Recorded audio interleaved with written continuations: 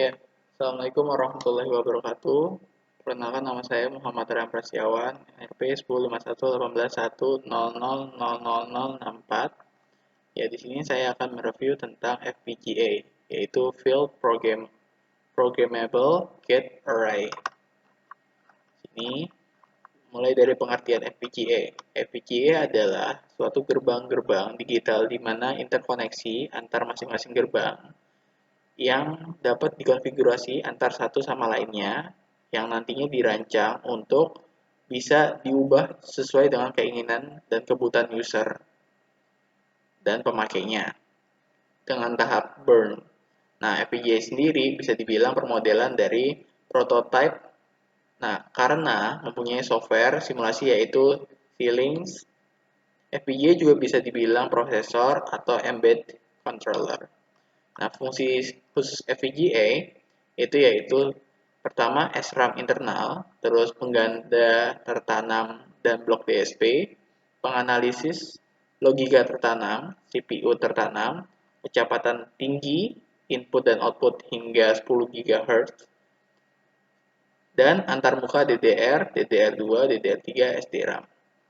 Nah, prinsipnya FPGA yaitu sirkuit integrasi yang dapat dikonfigurasi oleh pengguna untuk meniru sirkuit digital apapun selama tersedia sumber daya yang cukup. Nah, dari sini bisa dijelaskan juga bahwasannya FPGA dapat dilihat sebagai array block logika yang dikonfigurasikan sebagai CLB yang terhubung melalui interkoneksi yang dapat diprogram. Nah, di sini ada beberapa istilah-istilah. Ya, salah satunya adalah PROM, yaitu Programmable Read Only Memory, yaitu sejenis chip ROM yang isinya dapat dihapus. EPROM yaitu Erasable Programmable Read Only Memory, yang artinya jenis memori yang dapat disimpan ketika catu daya dimatikan. Nah, ada lagi EEPROM, yaitu Electrically Readable Programmable Read Only Memory, yaitu yang dapat dihapus dengan perintah elektris. Flash, yaitu chip memori yang dapat dibaca dan diprogram hingga menyimpan datanya tanpa aliran listrik. SRAM, yaitu memori data yang di dalamnya terdapat penyegaran refresh flash CPU. Terus teknologi FPGA juga berhubungan dengan IC, transistor, SRAM, DRAM, SPLD, JPLD, dan ASIC. Nah, sini juga ada beberapa istilah yang sudah saya jelaskan tadi.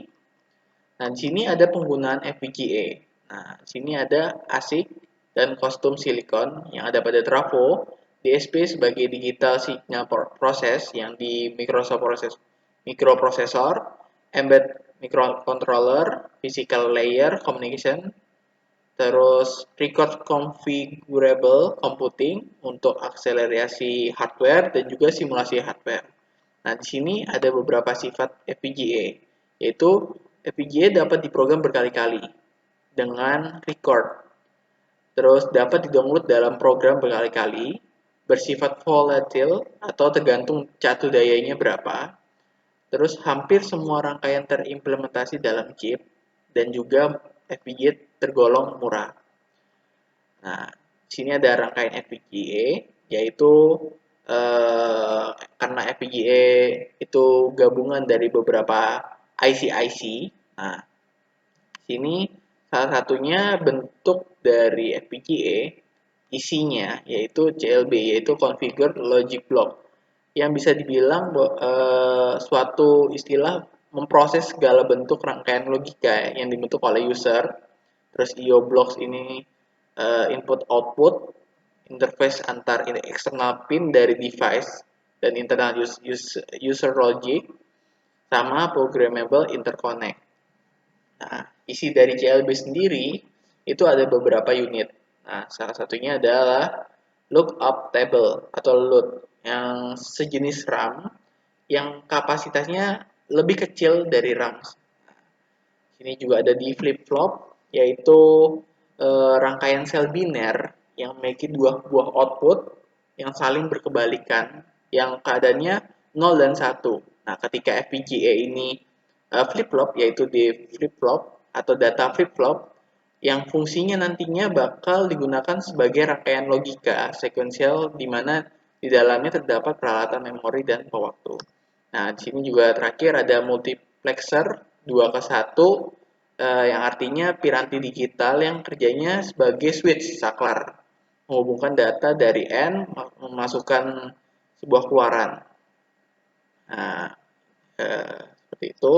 Ini juga ada istilah dalam FPGA sendiri yang salah satu namanya antifuse. Antifuse itu lawan dari fuse yang artinya sekering. Sekring yaitu alat yang digunakan sebagai pengaman dalam suatu rangkaian listrik apabila terjadi kelebihan muatan listrik atau suatu hubungan arus pendek. Nah, cara kerjanya ketika kelebihan muatan listrik yang terjadi atau hubungan arus pendek, maka otomatis kering ini bakal memutuskan aliran listrik. Seperti itu. Jadi antifuse itu kebalikannya. Antifuse sendiri itu menciptakan untuk membangkitkan jalur elektrik konduktif atau memberikan jalan kepada muatan listrik tersebut. Oke. Selanjutnya ada fine, medium, coarse, sama grained. Fine grained sendiri yaitu arsitektur FPGA sendiri, komponen-komponen kecilnya. Terus medium grained yaitu arsitektur FPGA yang terdiri dari komponen yang sedang, sedangkan coarse grained itu arsitektur yang dari sistem FPGA sendiri yang berkomponen besar. Ini juga ada mux dan load. Kalau mux itu adalah pengertian dari perangkat digital yang memilih satu sinyal input ke beberapa sinyal dan memasukkannya ke dalam sebuah saluran. Nah, load adalah RAM yang kapasitas kecil yang sudah saya jelaskan tadi, yaitu lebih kecil daripada RAM itu sendiri. Nah, ini ada CLB, LAB, dan slice. Nah, slice sendiri ini adalah komponen utama yang digunakan FPGA terdiri atas CLB. Jadi, satu kesatuan dari CLB. Ini jadi fast carry chains yang sebagai interkoneksi antar unit yang berfungsi dalam pembuatan fungsi-fungsi logika agar dapat berjalan lebih efisien. Ada prosesor core, otak dari prosesor pusat, pengendali komputer, ada general purpose, input dan output, yang fungsinya mengaktifkan atau perilaku dari kontrol yang dapat diprogram melalui perangkat lunak. Ini juga ada hard, soft, dan firm IP yang dari hard IP sendiri itu dijelaskan bahwasannya perwujudan fisik dari desain IP. Nah, hard IP ini bisa berupa plug and play. Soft IP adalah implementasi prosesor dalam sebuah bahasa HDL. Firm IP adalah implementasi dari HDL itu sendiri, namun sudah dioptimasi dari sebuah arsitektur FPGA. Nah, sistem gates juga sebuah 4 masukan yang mana mempresentasikan antara 1 sampai 20 gerbang logika yang mempunyai 2 masukan saja.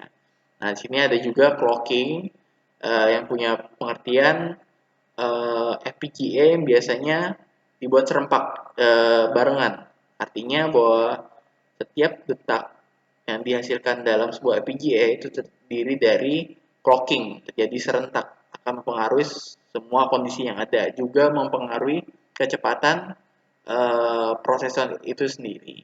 Oke, mungkin itu saja penjelasan FPGA dari saya. Mohon maaf bila ada salah kata. Wassalamualaikum warahmatullahi wabarakatuh.